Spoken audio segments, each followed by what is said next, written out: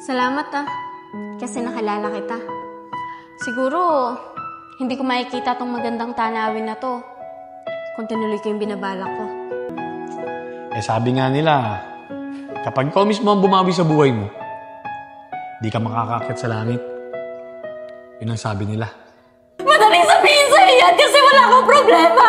Wala ka sa sitwasyon ko at alam kong meron kang mga kaibigan na nagmamahal sa'yo. Ang totoo niyan, may problema rin ako. At mas mabigat pa dyan sa problema dinadala mo. Ang pinagkaiba lang natin, hindi ako mabilis sumuko, katulad niyang ginagawa mo. O sige, kung may problema ka talaga, sabihin mo sa akin para maintindihan kita. Gusto mo ba talaga malaman? Oo, gusto ko. Juliet, may colon cancer ako. Stage 4. At yun ang mabigat na problema at pagsubok na pinagdadaanan ko ngayon.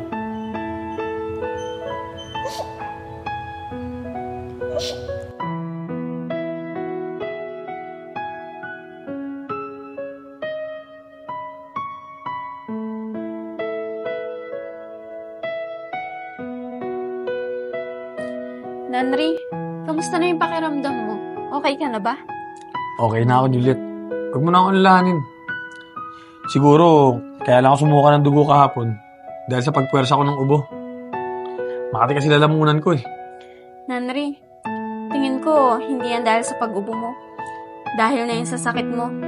Kailangan mo na talagang magpakimo, sabi ng doktor. Juliet, masyadong malaking pera magagastos sa chemotherapy. Hindi ko kaya yun. Hayaan mo na. Gagaling din naman ako eh. Nanri, hindi ka naman basta-basta gagaling nang hindi nagpapagamot eh. Walang ganon. Henry? Tara mga tol, nandito pala eh. Oh, tol, kamusta ka na? Nabalitaan namin kay Juliet kahapon, dinala ka daw sa ospital ah. Kamusta na lagay mo? Okay lang ako mga tol. Sa katunayan nga niyan, mamamasyal kami ni Juliet ngayon eh. Sama ba kayo? Siyempre naman, sama kami. Basta kaya mo. Uy, Nanri, kaya mo ba? Oo, Juliet, kaya ko. Ano mga tol? Tara na!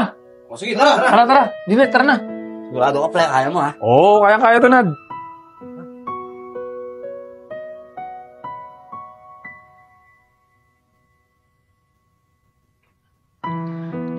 Ay, tol, Nandre. Iwanan na muna namin kayo dyan. Maglilibot-libot lang muna kami. Sige, Sep. Mag-iingat kayo, ha? Sige, dyan na muna kayo. Okay, sige. Kaya mo kaya. Tayo. Uy, Nanri, siguraduhin mong magpapagaling ka. Kasi, pag nawala ka, promise ko sa'yo, susunod talaga ako. Ayoko ng ganyan, Juliet. Gusto ko, sakaling mawala man ako, ituloy mo yung buhay mo. At tuparin mo yung mga pangarap mo. At bumuo ka ng pamilya. Paano ko itutuloy yung buhay ko? Ikaw nga lang yung nagpapalakas ng loob ko eh.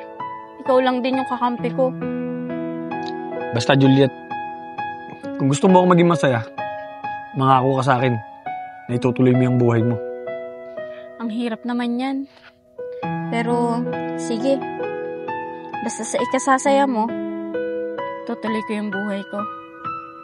Pero, mangako ka rin sa akin Nalalaban ka sa sakit mo hanggat kaya mo. Oo, Juliet. Pangako. Promise? Promise.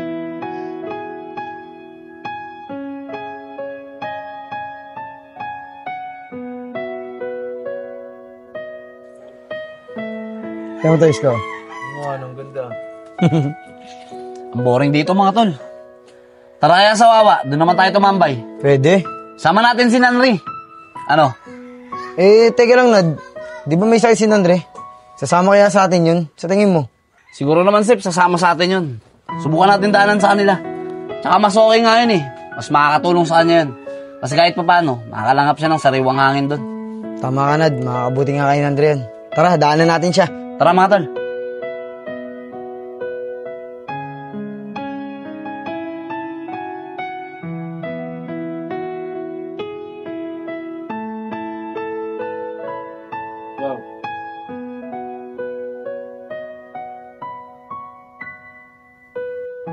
Nanri, ano Ano kaya kung doon ka na lang sa kwarto mo matulog? Ako na lang dito, para mas makapagpahinga ka ng maayos. Hindi, Juliet. Okay lang ako dito. Kapag kasi sa taas ako ng tulog, mahirapan pa akong pabalik-balik sa hagdan kapag kailangan ko gumamit ng banyo. Ay, sa bagay, tama ka nga. Pero, okay ka lang ba dito? Hindi ka ba nahihirapang matulog dito? Ay, hindi naman. Huwag mo akong alalahanin, okay lang ako dito. Ganun ba? O sige, ikaw bahala. Siya nga pala, uminom ka na ba ng gamot mo? Ay, hindi pa nga, Juliet eh. Alimutan ko. Ang tigas talaga ng ulo mo. Anong oras na Hindi ka pa rin umiinom ng gamot. O sige, hintayin mo ako dyan. Kukuha lang ang gamot mo. Sige, Juliet, salamat.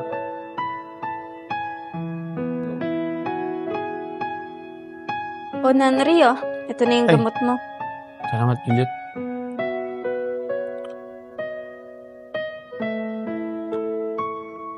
Salamat.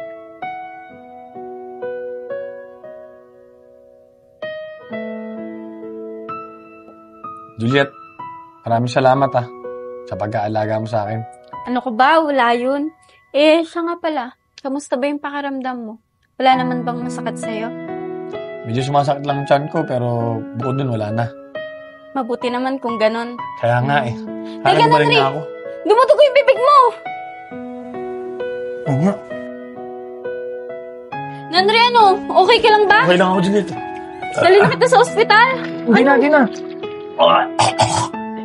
Kaka, okay ka lang Oo, mamumog lang ako. Mga tol. Ano? Kaya mo ba? Andre? Andre? Nandiyan na ata sila. Ay, mga tol. Anong ginagawa niyo rito? Andre? Baka gusto mo sumama. Pupunta sana kaming Wawa eh. Oo nga, Andre. Tara, sama ka sa amin. Para naman makalanghap ko na sariwang hangin. Sige, mga tol. Sasama ako. Uy, Nanri. Kaya mo ba talaga? Sumuka ka ng dugo eh. Kaya maingay dyan. Tara na. Tara.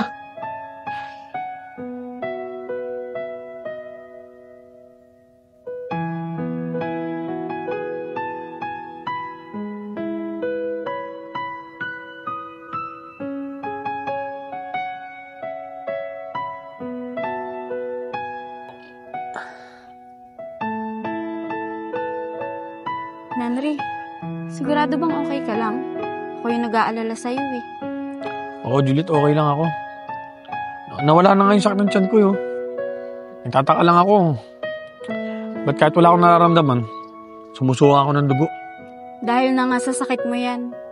Kaya dapat, mas lalo mong ingatan yung sarili mo at huwag kang magpapagod.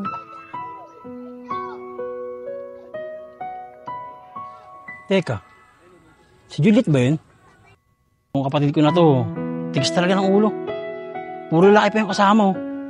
Kung kanina sumasama, kaya napapariwara yung buhay eh.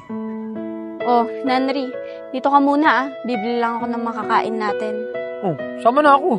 Huwag na. Di ba sabi ko sa'yo, huwag kang magpagod. Hayaan mo, kaya ko na to. Sige, Juliet. Maraming salamat,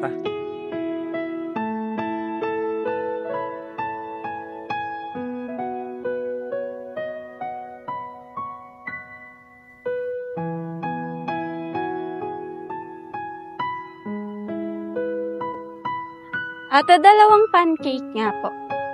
Ang bayad ko. Magsamahin po. Magkaiwalay po.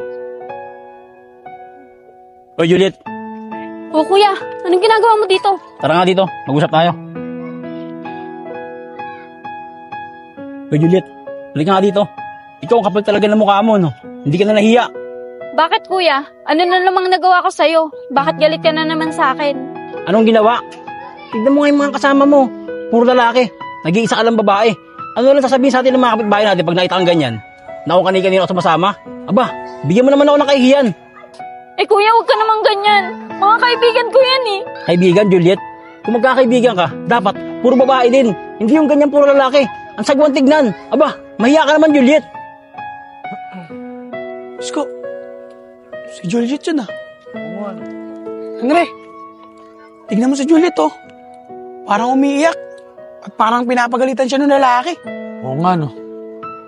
Teka, Nico. Lalapitan ko. Dito lang kayo. Sige.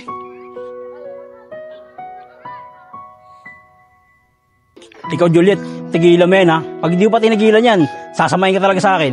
Naintindihan mo ba ako? Juliet, ba't ka umiyak? Tsaka sino to? Kuya ako ni Juliet, bakit? Ikaw, sino ka ba? Ikaw pala yung kuya niya. Alam mo ba ilang beses pinagtangka ni Juliet yung buhay niya? Nang dahil sa'yo? Tol, ikaw mas nakakatanda sa kanya kaya dapat ginagabayan mo siya. Hindi yung ikaw pa yung nagtutulak sa kanya para gawin yung mga bagay na hindi naman niya dapat gawin. At sana, naiisip mo yun. Nanri, tama na yan. At ito pa, Tol. Kung di mo kaya mahalin si Juliet, mas mabuti pa, huwag ka na magpakita sa kanya. Juliet, tara na.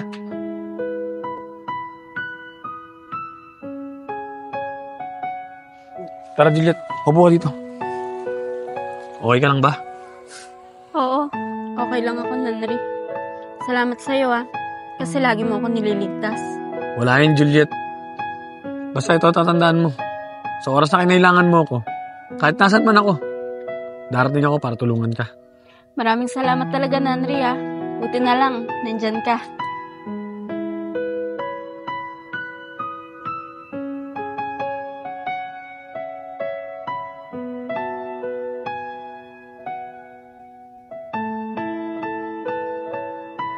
Uy mga tol, hapon na. Tara, uwi na tayo. Sabagay, maabutan tayo ng dilim dito. Kaya nga eh. Nandre, tara! Nandre, Juliet, tara na. Uwi na tayo.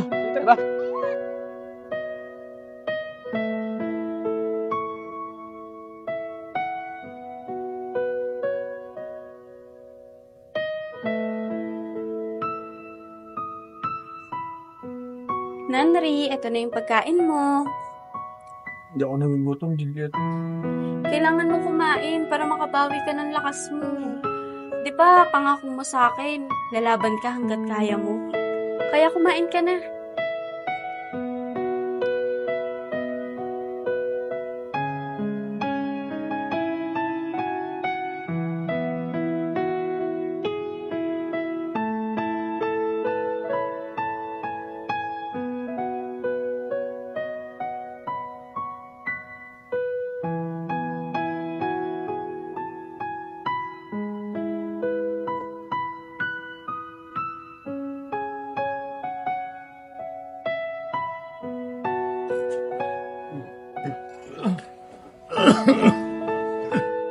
Dumudugo na naman yung bibig mo.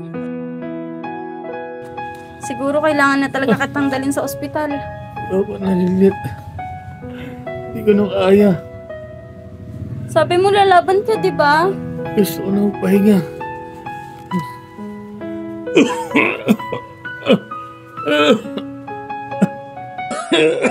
Lumaban ka. Di ba sabi mo lalaban ka? Juliet, Nanri? Oh, Nanri, andyan na sila Enad, Andyan na yung mga kaibigan mo.